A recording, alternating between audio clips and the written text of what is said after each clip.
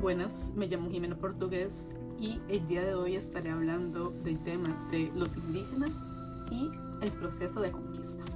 El objetivo de este video será identificar los patrones de control social, político y cultural que fueron diseñados por las administraciones coloniales para poder entender mejor la relación entre los indígenas y los europeos.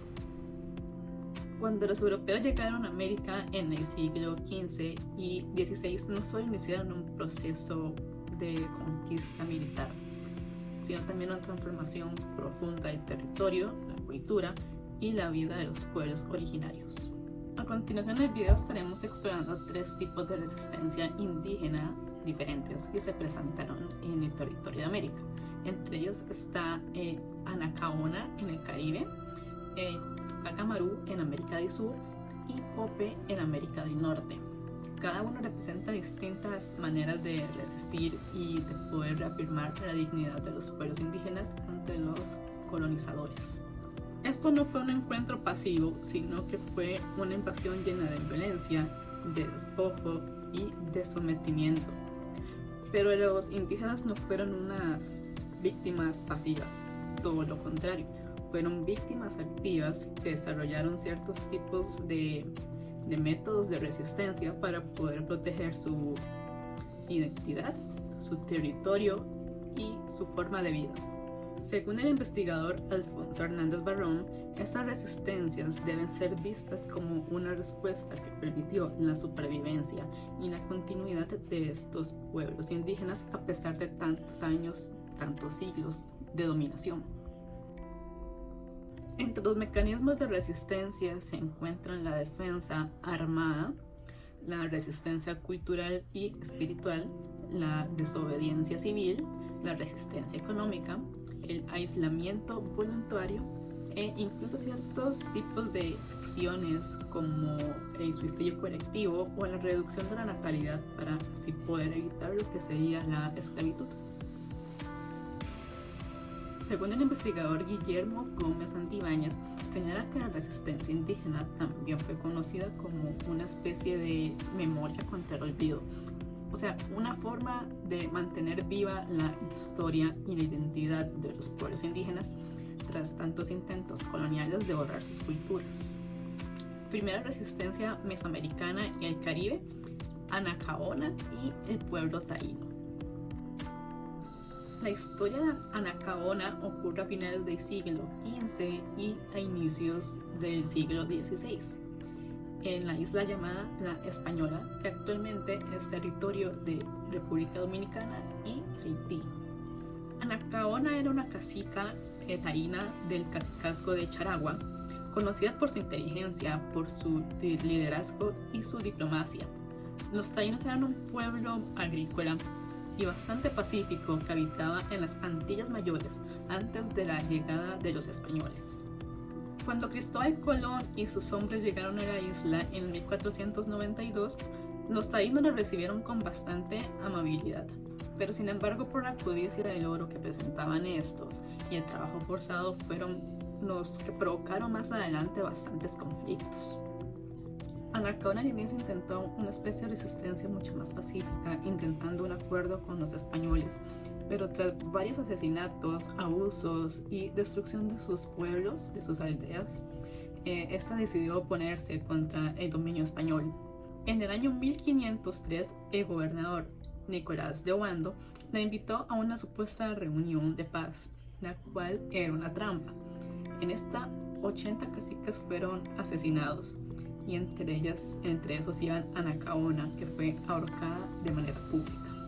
Su muerte simbolizó una larga historia de resistencia femenina e indígena en la zona del Caribe. Según Gómez Santibáñez, la memoria de Anacaona sigue viva ya que esta representa la dignidad frente a la opresión y la defensa de la identidad cultural que los colonizadores intentaron borrar con la esclavitud y con la evangelización. Los taínos legaron lo que sería su idioma, su gastronomía y también muchos aspectos de su cultura que hasta el día de hoy siguen perdurando en el Caribe. Segundo caso de resistencia, en América Meridional, Tupac Amaru I y el reino de Vilcabamba.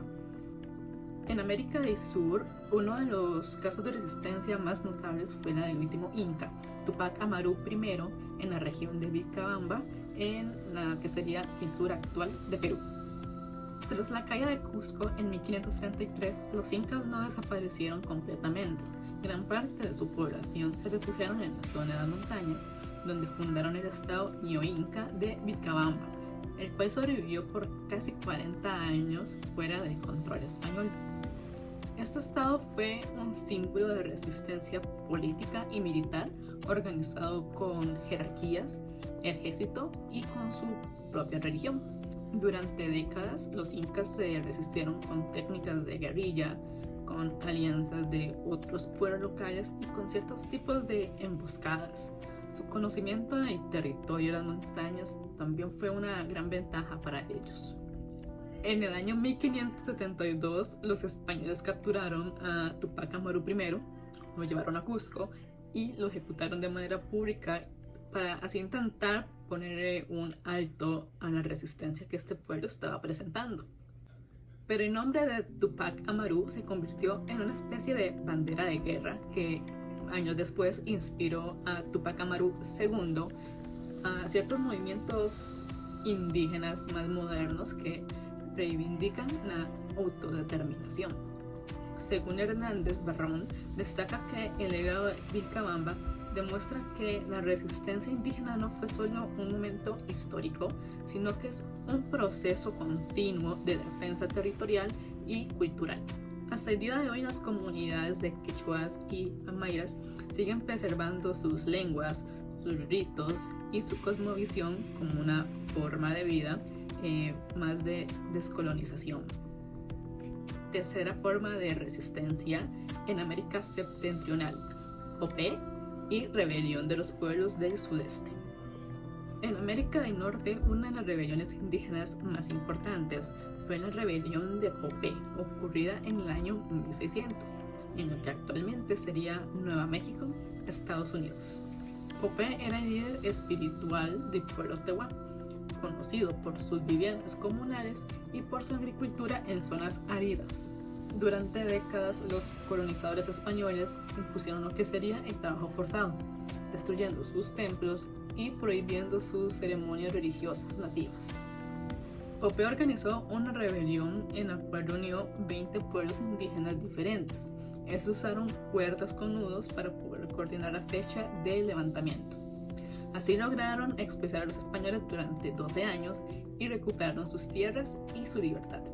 El sociólogo Eric Steinman, 2015, interpreta este episodio como una de las primeras formas de descolonización activa, ya que no solo trata de una forma de resistir, sino de reconstruir una sociedad basada con sus valores propios.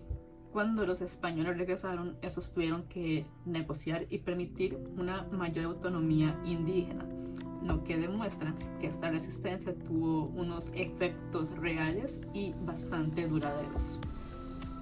Ya de manera de conclusión, podemos decir que se presentaron distintas maneras de resistencia. Entre ellas van incluidas las armadas, las culturales y las espirituales, y otras que también expresaron una mayor preservación de las tradiciones. El conjunto de todas esas acciones permitieron que los pueblos indígenas soportaran 5 siglos de colonización, pero logrando conservar lo que sería su identidad y su voz. Podemos clasificar estas estrategias como formas de resistencia y de supervivencia, pero también como métodos para los procesos de descolonización que hasta el día de hoy siguen bastante vigentes. Las resistencias de Anacaona, de Tupac Amaru y de Popé no solo fueron gestos heroicos del pasado, sino que también son ejemplos de cómo la dignidad y la memoria pueden vencer el olvido. Hasta el día de hoy, los pueblos indígenas nos enseñan que la resistencia también es persistir, recordar y reconstruir desde los valores propios. Muchas gracias.